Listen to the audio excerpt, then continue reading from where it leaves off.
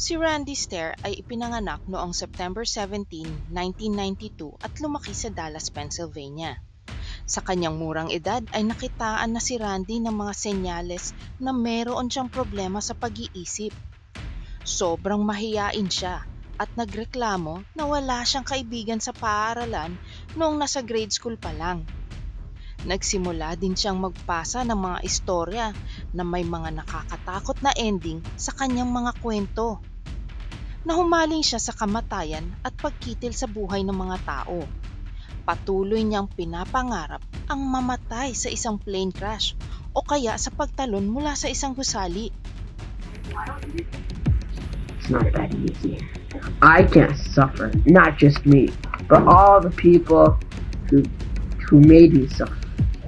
Why do I die so much? No, it's not. Dapat sana ang video na ito ay naging sapat na babala sa kung ano man ang problema ni Randy kahit noong bata pa. Pero wala man lang nakapansin o sadyang hindi pinansin ang kanyang hinaing sa loob ng maraming taon. Hanggang sa isang araw ay sinimulan ni Randy ang kanyang YouTube channel noong 2008. Ito ay tinawag niyang Pioneer Productions at nagpakilala bilang Andrew Blaze. Ang kanyang channel ay wala namang kakaiba sa inaasahan mo mula sa isang 16 na taong gulang na YouTuber. Nagpapalabas siya ng mga komento niya sa mga video games at gumagawa ng skits gamit ang isang laruang palaka. Ngunit, bago siya nagtapos ng high school ay nagkaroon si Randy ng kakaibang obsesyon kay Danny Phantom. Ito ay isang American animated series kung saan ang bidang lalaki ay naging isang human ghost hybrid. Na-in-love din siya sa babaeng karakter na si Ember McLean, na isa namang ghost sa seryang iyon. Those were inspired by Ember McLean, which is a ghost from a TV show called Danny Phantom, which started back in 2003, 2004. You know, I was in late elementary school at that time. But this ghost, this woman always connected with me. But ever since I first saw her, something changed.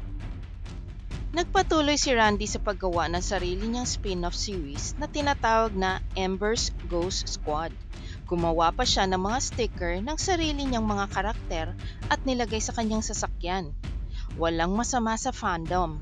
Ngunit sa kaso ni Randy, si Ember ay tila kumpirmasyon lamang ng kanyang existential angst at pagnanais na mawala sa totoong mundo.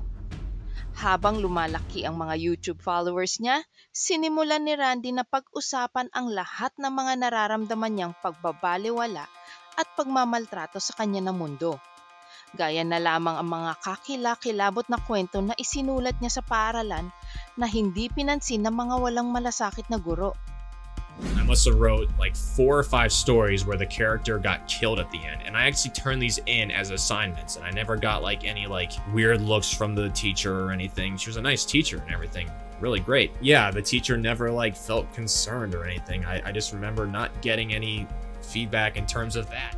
Sa pagtatapos niya ng high school ay kinasusuklaman ni Randy ang kanyang buhay. Wala siyang direksyon.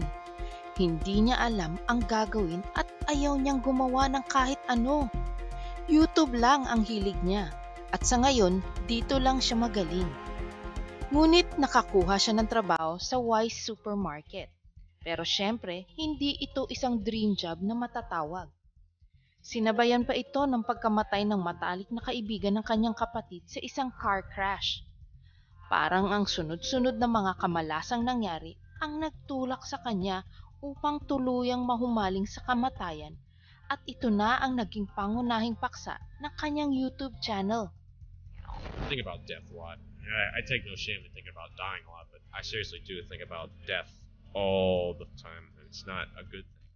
Hindi nagtagal ay nasangkot din si Randy sa isang car crash. Parang lalo lamang siyang naudyok upang hindi na matakot mamatay. Mas natatakot na siyang tumanda at mas gusto niyang mamatay na lamang kaysa makita ang kulubot sa kanyang no mukha. possible way I could live until I was 60-something. Not a chance in hell. Honestly, I don't know how people do it. Samantala, si Randy ay hindi rin komportable sa kanyang kasarian. Ang pakiramdam niya ay isa siyang babae na nakulong sa katawan ng isang lalaki. Madalas niyang nakawin ang damit ng kanyang ina upang isuot sa bahay. nagsimula siyang makaramdam ng pagkasuklam sa kanyang katawan. Matindi ang hinanakit niya dahil kahit magdamit at kumilos babae siya, hindi ito nahahalata ng kanyang mga magulang na tila wala silang pakialam. Dahil sa nawawalan na siya ng pag-asa na mapansin ng mundo, ay humanap siya ng paraan para makaakit ng atensyon. Nagsimula siyang tumingin sa mga mararahas na tao. Nahumaling siya sa Columbine School Massacre. Ngunit hindi niya babarilin ang mga tao sa loob ng isang paaralan. Sa halip ay inilihis niya ang kanyang galit sa Y Supermarket, kung saan 4 na taon na siyang nagtatrabaho at itong lugar na kinamumuhian niya simula pa noon. Noong 2017, ay nagsimulang i-record ni Randy ang kanyang sarili na para bang binibilang niya ang mga araw na natitira hanggang sa huling sandali. Balak niyang pumatay ng maraming tao hanggat makakaya at pagkatapos magsusuicide siya. 12 days away from doing this, you know? This is it. There's a lot on my mind. If you're in my position, you'd have a lot on your mind too. Ngunit, ang pinaka nakakalungkot sa yugtong ito ay wala man lang nagsumbong sa mga otoridad kahit na nakabandera sa YouTube ang mga madilim niyang balak. Sa huling 2 linggo bago isagawa ang plano, si Randy ay nag-record din ng ilang mga videos para panoorin ang kanyang mga magulang sa kanyang pagkamatay.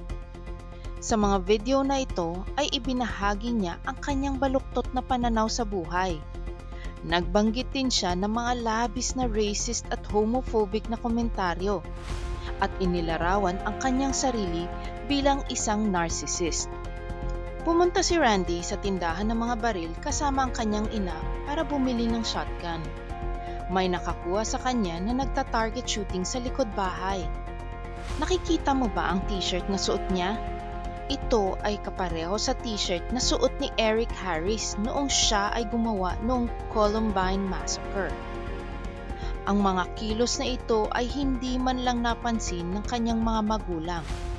Si Randy mismo ay nagtaka kung paanong hindi nakita ng kanyang mga magulang ang mga babalang ito at hindi man lang siya kinausap tungkol dito.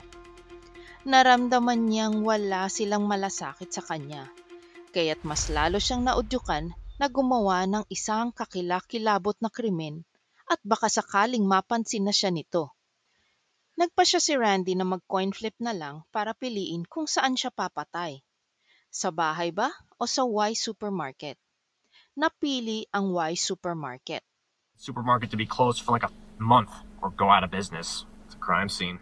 Nag-record si Randy ng video at ipinaalam sa mundo na ito na ang pinakahuli. Inanunsyo din niya kung ano mismo ang mga gagawin niya. Nagpasalamat din si Randy sa kanyang paboritong cartoon character na si Ember dahil naniniwala siyang muling mabubuhay bilang si Ember pagkatapos niyang patayin ang kanyang sarili. Noong umaga ng June 7, 2017, dumating si Randy sa Y Supermarket at kinunan pa niya ito ng video para maghanap ng mga exit point at mga paraan para harangan ang mga ito. Kinalaunan ay kinunan niya ang kanyang sarili na naglalagay ng mga bala sa kanyang mga baril na pinangalanan niyang Mackenzie at Rachel. Madaling araw ng June 8, si Randy ay naghanda. Siya ay pumunta sa mga exit at hinarangan ito ng mga paleta. 4 na kasamahan sa trabaho ang nasa loob. Sina Victoria Brong, Brian Hayes, Terry Sterling at Kristen Newell. Unang binaril ni Randy si Victoria ng ilang beses. Nabigla si Christine nang bumagsak si Victoria. Tinitigan lang siya ni Randy at naglakad. Pagkatapos ay binaril niya si Brian sa ulo, dibdib at binti. Sinunod niyang barilin si Terry. Mabilis na tumakbo si Kristen sa harap ni Randy para makalabas ng supermarket. Na-dislocate pa nga ang kanyang balikat nang nahirapan siyang buksan ng pinto dahil sa mga harang na nilagay ni Randy. Sa wakas ay nakarating siya sa parking lot at tumawag ng pulis. Pinaril ni Randy ang maraming produkto sa tindahan at sinusubukang magpasabog ng ilang mga canister bago magpakamatay. Hindi na nahirapan ang mga pulis para tukuyin ang dahilan ng massacre na ito dahil naging bukas naman si Randy sa kung bakit nagawa niya ito.